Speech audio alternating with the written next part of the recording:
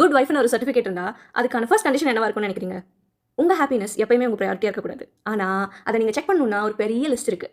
நல்லா சமைக்கணும், நல்லா அட்ஜஸ்ட் பண்ணி தெரியணும், எல்லாரையும் புரிஞ்சுக்கணும், கோவம் வந்தாலும் அதை காட்டக்கூடாது.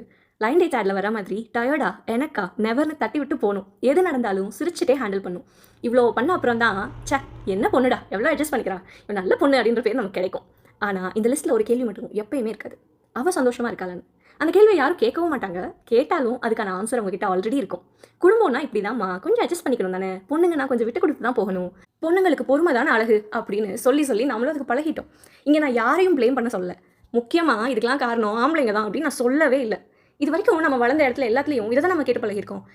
என் அம்மாவே இது என்கிட்ட ஒரு 1000 தடவை சொல்லியிருப்பாங்க. அதனால தான் எனக்கு இந்த கேள்வி.